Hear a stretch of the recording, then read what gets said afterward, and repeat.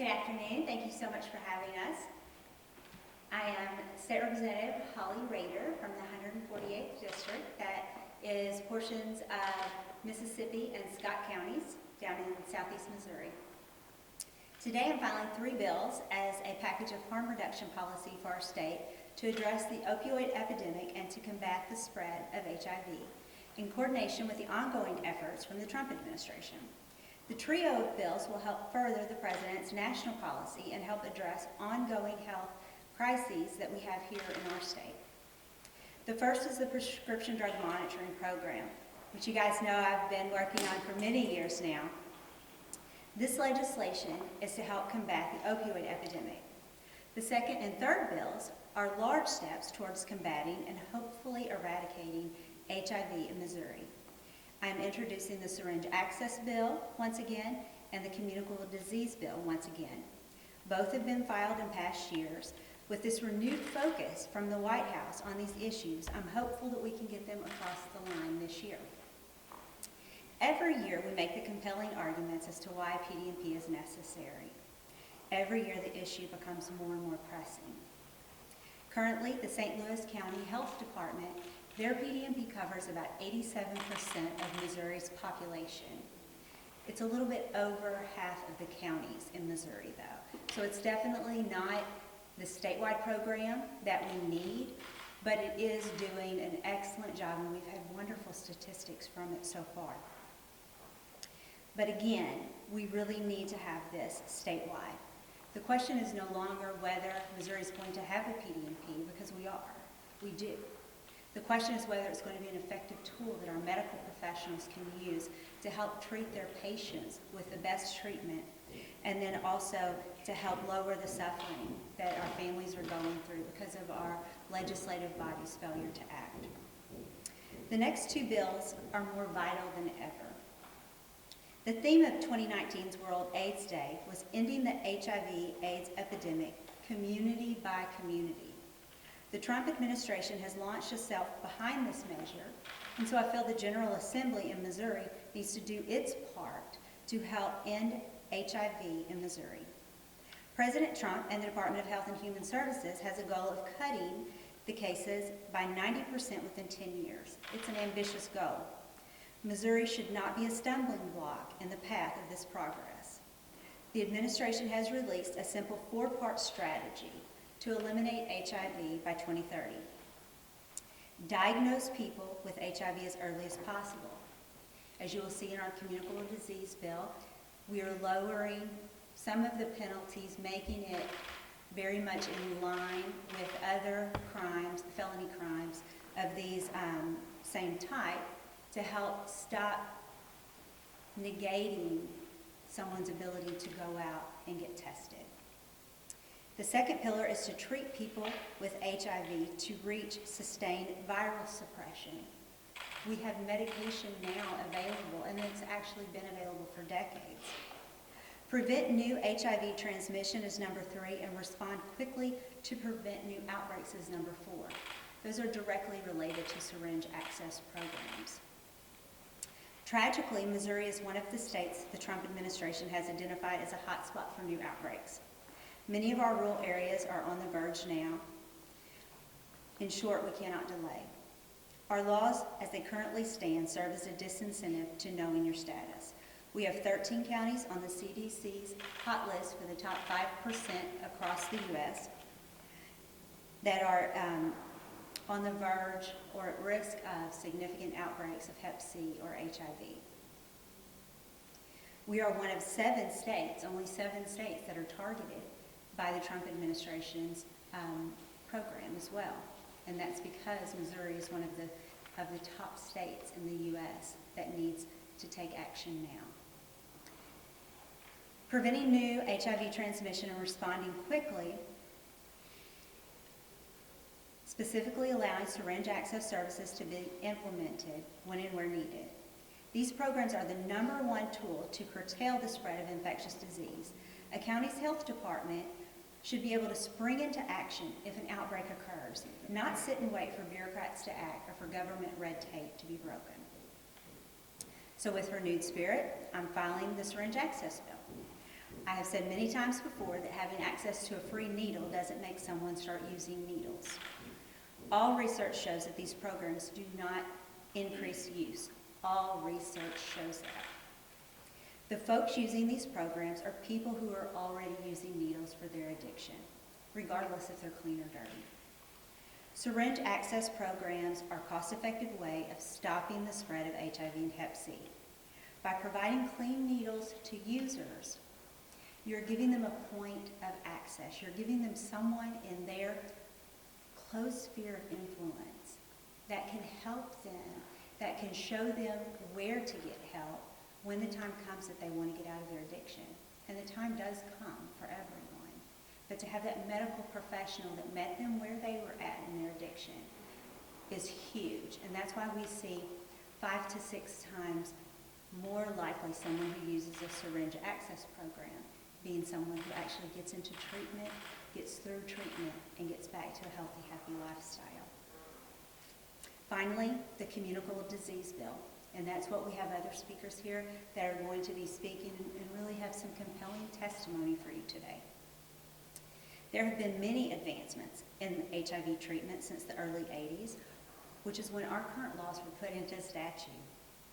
Medical professionals, researchers, and scientists did not have as much knowledge about HIV then as they do now, and neither did lawmakers. Today, because of scientific developments that have been in use for decades, people living with HIV can and do live normal, healthy lives with life expectancies equal to those of someone without HIV. We now know that HIV can only be transmitted in 3 ways: unprotected sex, from the mother to the child, and through blood.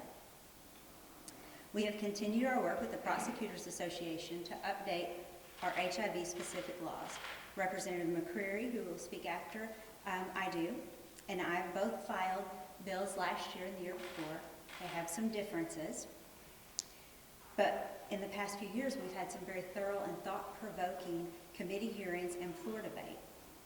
Many legislators on both sides of the aisle have said to me how much they appreciate the debate and the education that they've received as Representative McCreery and I have talked about these bills. Many were not aware of the scientific and technological advancements that have been made. Please understand that if tested and treated, HIV is no longer a death sentence, but a manageable chronic illness. So what do we need to do to update and encourage testing? The first change in my bill addresses organ donors. There are organ banks for those who are HIV positive, so we need to change this language so that our HIV positive constituents can use those banks. We have removed HIV-specific language and changed it to serious infectious or communicable disease. There are many sexually transmitted diseases that cause equal or greater harm at this point.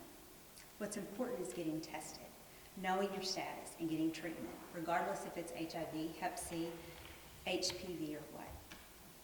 In the bill I filed, we have changed act in a reckless manner by exposing to knowingly expose. After speaking with prosecutors and the Prosecutors Association, they have explained that knowingly is used throughout statute for crimes of intent, and so they thought that it really was more consistent to stick with that. Also, from discussions with prosecutors, we feel it's important to bring the ranges of punishment in line with the current felony ranges for similar assault crimes. This bill changes knowingly expose, so exposing someone but not contracting, from a Class B felony to a Class D felony. For comparison's sake, if you're driving while intoxicated in Missouri, but you don't kill anyone, it's a Class B misdemeanor. The other penalty that it changes is if you knowingly expose and the victim contracts that serious infectious or communicable disease, it changes it from a Class A felony to a Class C felony. Again, for comparison's sake, in Missouri, if you're driving while intoxicated and you act with criminal negligence and cause the death of someone, it's a Class C felony. So with the Prosecutors Association and prosecutors' help, we tried to get those more in line. We've done some criminal reform in the past session, and so definitely wanted to get these in line as well. Let me be very clear. If someone acts in the heinous crime of intentionally attempting to transmit HIV, Missouri's statute very clearly allows for the same level of punishment with or without these changes described in this bill. I am not, nor would I, attempt to change the punishment for someone who intentionally assaults in that manner. We have also included an option for privacy to not allow public disclosure of the name or identifying characteristics of the person exposed. And I think that really speaks for itself as to why that's important. Prosecutors have requested an assessment for placement before sentencing. They deal with the he said, she said on these crimes, and some that's going to speak after me might talk a little bit more specifically about how detrimental that is. But basically in Missouri, what prosecutors have to deal with is really the person who is the most believable is the one who wins the case. So if someone says my former significant other didn't tell me that they had HIV, but that person says, yes, I did, you've known that for years, it really turns into a gray area for prosecutors, into a he said, she said, and actually turns out to whoever's most believable in court. Bottom line is we want to help encourage people getting tested, to know their status and get treatment, so that it is not being spread. The Department of Justice, along with many other national health organizations, called for states to reform their HIV laws many years ago because they were encountering public health best practices. With the biomedical tools that we now have, we literally can have HIV as a disease of the past. By working alongside President Trump's Plan for America, we can fight the opioid epidemic plaguing our state, eliminate this deadly disease, and reduce the emotional trauma for our families, as well as the financial burden on American taxpayers. It's a win-win for the state and country. I'm so proud that our president finds these issues as important as I, Representative McCreery, and Senator Curls, who's going to be filing in the Senate. She wasn't able to be with us today, unfortunately, and others in the legislature do. I'm ready to press in harder than ever and get these across the line this year. I think Missouri's public health really deserves and needs these. So we will now have Representative McCreery come speak. Thank you. Good afternoon. I'm Representative Tracy McCreery. I'm a state rep in District 88, which is in mid-St. Louis County. I'm proud to be part of a national movement to decriminalize HIV in every state. And I'm also extra proud to be a part of a movement that is bipartisan, if not nonpartisan. It's an honor to work alongside Representative Rehder, Senator Curls, and the entire HIV Justice Coalition. The current laws in Missouri were put in place when we didn't have the scientific knowledge or the technology that we do now. One of my early goals in filing this legislation was starting a conversation and beginning to break down the stigma surrounding HIV, which I think we've been successful at doing. HIV is no longer a death sentence, yet it is treated as such by being the only medical condition that is criminalized in the state of Missouri. Our statute should reflect the current reality that people living with HIV can live full, healthy, robust lives. HIV criminalization is bad for public health. My colleagues in the legislature have an opportunity to update our laws and save lives. Missouri's current laws discourage people living with HIV from getting treatment and fail to meet modern medical standards. To stop new transmission of HIV, our #1 priority must be to create an environment in which all people want and have access to HIV testing, treatment, and other prevention options. Thank you. And now I would like to ask Connor to come up.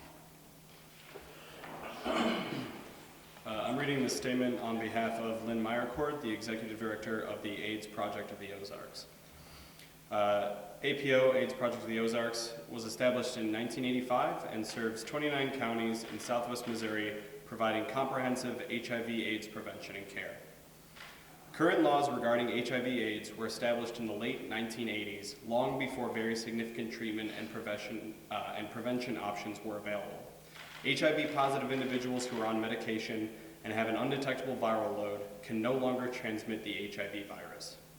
Additionally, folks who are HIV negative can take a pill daily to prevent themselves from becoming infected.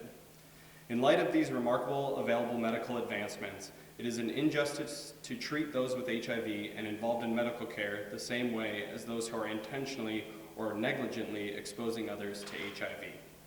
More so, HIV criminal statutes are sometimes used as a coercive tool to intimidate intimate partners in violent and abusive relationships through threat of prosecution. APO applauds Representative Rehder, Representative McCreery, and Senator Curls for addressing this important legislation. As the law stands currently, it is flawed from a legal, medical, and public health standpoint. Thank you for your attention to this matter. And next, I welcome up Cale Mitchell, the Executive Director for Spectrum Healthcare. My name is Cale Mitchell. I'm the Executive Director for Spectrum Healthcare. We are a Ryan White care provider covering 37 counties in the north central part of the state. I'm excited to see this legislation reintroduced and thank the representatives for their efforts. Diagnosis of a chronic illness should not be punitive, and that's what we have seen historically with the HIV laws that are in place.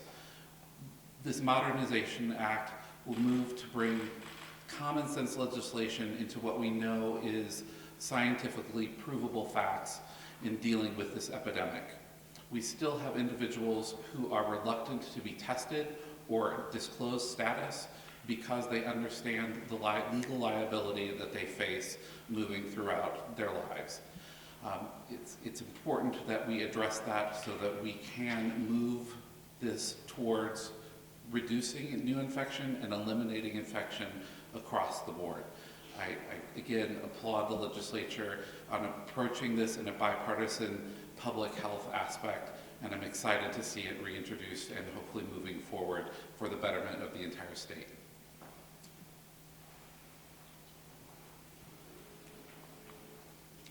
Good afternoon. I'm David Dandridge, and I'm reading a statement on behalf of E. Rise Williams and Associates in St. Louis, Missouri. On this past World AIDS Day, December 1st, 2019, St. Louis City and County signed on to the Fast Track Cities Parish Declaration to end the AIDS epidemic by the year 2030. The Fast Track Cities Parish Declaration is a commitment by cities to reach the 90-90-90 targets. 90% of people living with HIV knowing their status, 90% of those who know their HIV positive status accessing treatment, and 90% of people accessing treatment achieving viral suppression. These are specific and measurable targets that we cannot achieve in the St. Louis region and our great state. These are specific and measurable targets that we can only achieve in the St. Louis region and our great state, but targets that we can achieve across. I'm going to say that again. These are specific and measurable targets we can not only achieve in the St. Louis region and our great state, but targets we can achieve across the entire state. However, AIDS-related stigma and the archaic HIV criminalization laws are barriers and challenges we must overcome before we can witness the end of the AIDS epidemic by the year 2030. Missouri HIV criminalization laws have not kept up with the treatment advances that have occurred over the past 20 years. The effective treatment has allowed for longer and life-sustaining health outcomes when it comes to HIV and AIDS. Today's HIV treatment therapy has also allowed for such treatment to be viewed as prevention, with those utilizing HIV treatment therapy achieving viral suppression that leads one to being what is known as undetectable and therefore untransmittable. The undetectable equals untransmittable, or U equals U slogan and message has been used by several non-governmental community-based organizations around the world as well as here in Missouri. HIV criminalization laws fail to account for the benefits of modern HIV treatment. These laws only add to the AIDS stigma, making the mission of community-based organizations like Williams and Associates in St. Louis and our goal of testing and linking those that are HIV positive to care that much more challenging. These laws prosecute HIV positive individuals for acts of consensual, protected, or unprotected sex, spitting, or biting, and with the underlying belief that blood, saliva, and semen are biological weapons as dangerous as firearms. Minority communities across the state that are disproportionately impacted by the AIDS epidemic know firsthand the impact of being over-policed and having their lifestyles and behaviors viewed as criminal acts. The current HIV criminalization laws only add to the stigma of HIV/AIDS and makes ending the AIDS epidemic an impossible dream. I would now like to welcome Chloe Owens, Justice Organizer for Empower Missouri. Good afternoon, everyone. I'll be reading a statement on behalf of the Missouri HIV Justice Coalition. The Missouri HIV Justice Coalition supports legislative efforts to modernize HIV policy at the state level. We believe that Missouri's current HIV-specific criminal statutes codify stigma and target specific populations for unnecessary prosecution and sanctions. Having a virus or disease should not be a crime, and people living with HIV should not be singled out and criminalized. It is time for our laws to reflect modern science and support people living with HIV in receiving the same standard of care, compassion, and fairness under the law as those living with any other condition. The height of the HIV epidemic was a period of significant loss and panic as communities fought to understand what was taking the lives of so many. Instead of widespread efforts to support treatment and care, lawmakers across the nation at federal and state levels created policies to criminalize what they feared. Compared to 30 years ago, our medical providers and healthcare services have made impressive advancements in how to treat and prevent the virus. PrEP, or pre-exposure prophylaxis, is available to individuals who may be at risk for contracting HIV. Taking one pill a day can prevent transmission. With PEP, or post-exposure prophylaxis, those who have been exposed to HIV are able to take 1 to 2 pills a day to help prevent the occurrence of the infection. And for people living with HIV, often 1 pill a day allows individuals to live fuller, longer lives and suppress viral load to undetectable, rendering transmission impossible. Numerous global, national, and local organizations have spoken out against such laws, including the American Medical Association, the United Nations, the U.S. Department of Justice, the National Association of County and City Health Officials, the St. Louis Board of Aldermen, Missouri Public Health Association, Missouri Association of Local Public Health Agencies, and more. As we consider the United States' recent commitment to end the current HIV epidemic, we cannot overlook how disease-specific criminal codes stifle progress by perpetuating stigma. Several states have reformed or repealed their laws, such as Texas, Iowa, Michigan, and North Carolina. We will continue to fight to end the stigma of HIV in Missouri and support those in this state living with the virus by working tirelessly to change the law. We are delighted by the leadership exhibited by Representative Rehder, Representative McCreery, and Senator Curls on this issue, and hope their colleagues in the House and Senate will co-sponsor this legislation and truly agree and finally pass a modernization bill in 2020. Thank you.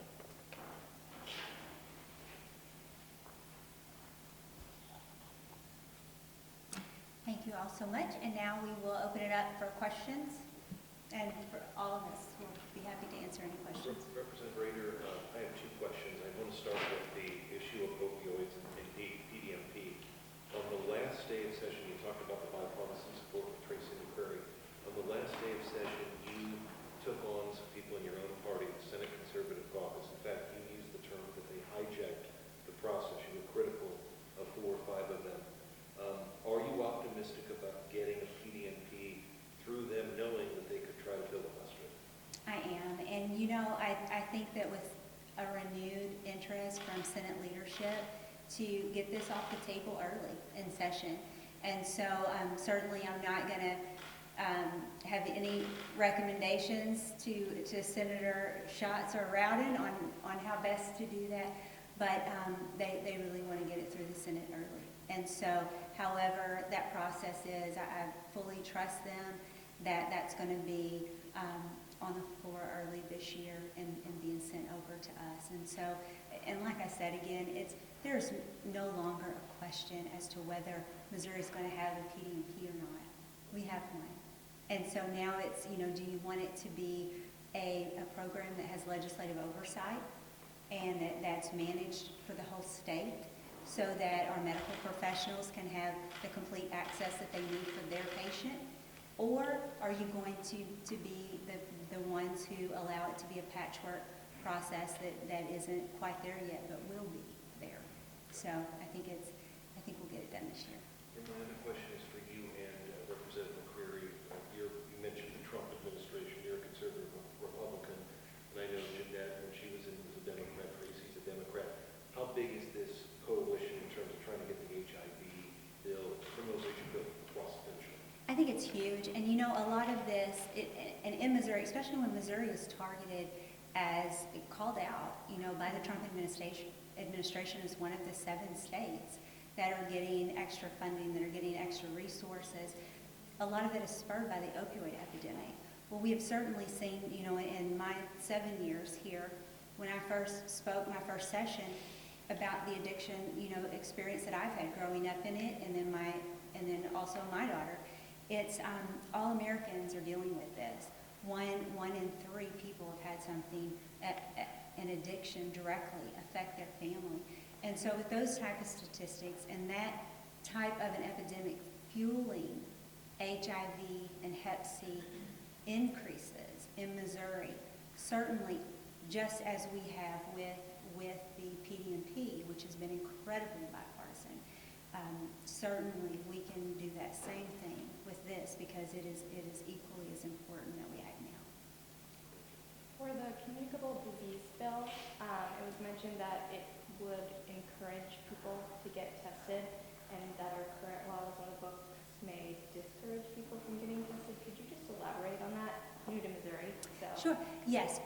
So what has been found is that with Missouri being a punitive state, right now it is, if you get into that he said, she said, back and forth in a courtroom with, say, a former significant other, and into whether you told me you had HIV or you didn't. That's a Class A felony in Missouri on just whoever's most believable that comes out of that court process. So that alone is scary for someone who feels they may or may not have this and want to get tested. If you don't know your status, there's no way you can be charged in Missouri with that Class A felony. So not knowing your status in Missouri, unfortunately, keeps people from having that concern, which in turn keeps people from getting tested. So lowering the felonies now encourages people to get testing is what you're saying? I'm sorry, tell me that again. So lowering those felonies from Class A to, I think it was Class... Right, changing them to be more in line with other crimes of intent, like the drinking and driving, for instance. So that's just what, working with the Prosecutors Association, they had recommended would be more just in line with other charges that we have on Missouri statutes. Tracy's bill, you might want to ask her about this as well because hers is different than mine in that respect. Yeah, mine lowers everything to, my bill lowers everything to misdemeanor levels. It takes the felonies totally off the table. And that's based on input that we've received from experts around the country. And it puts it more in line with other kinds of disease transmission as well. The main thing on both of these, if I might add, is just, sorry. I'm sorry, Damo. That's okay. The main thing on both of these is it gets it out of the territory where it's about disclosure at all. It's about intent. Right. Were you intending to transmit HIV? Because right now, our law says condom use is no defense. So you can be trying not to transmit HIV and still be charged with a crime in Missouri. So we want the disclosure piece to go away and it to be about were you intending to do something wrong, or is there all this evidence that you were absolutely trying to protect your partners? Thank you. Oh. And I think I think what really needs to be hit on this whole press conference is that HIV is no longer a death sentence if you're being treated. Right. Representative Rehder, you have always been open about how personal an issue PDMP is for you and the issues that you've faced in your own life. This is your last year in the House. Would you talk about personally how important it would be for you to get this through this year? Well, it is incredibly important to me now. I do intend to be in the Senate, so after this year. But it is incredibly important. It's important to have people on both sides of the aisle who don't mind telling their personal experiences on, because isn't that why legislation how we can really truly affect legislation and policy in our state. To actually, that's why we all come in from different walks of life. Certainly, you know, I was raised on welfare and single mom, multiple stepdads, multiple, you know, mom's boyfriends in the home. One of my stepdads was a dealer. I had quite a bit of a different lifestyle than many of my colleagues. You know, I had to quit school at 15 to help take care of my family and had my first baby at 16. I've seen some things that maybe some others haven't. Me coming in here and being at that microphone on the floor and explaining how that feels from that view and how these policies affect the people who grew up in my part of the community. That's so important. And so I think that it's detrimental to this epidemic to get it done this year. But I hope to be here for the next few years in the Senate, where I'll have a little bit more of a voice. Certainly we have seen how the Senate can control some things that you absolutely can't in the House. So hopefully I can be even more helpful on some of these very sensitive subjects that not many people are comfortable talking about.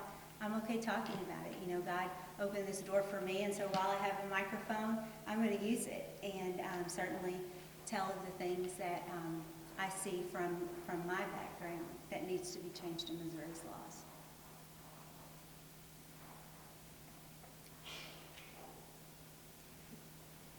Thank you. Thank you all so much. I would also like to add, if you want to have some additional comments, our health department certainly are on the first line of attack when it comes to outbreaks in our rural areas. And with the Trump administration really identifying Missouri as one of those 7 states, I think that getting some comments from maybe some of our health departments in some of those areas that are really at risk might be good, just addition to your stories.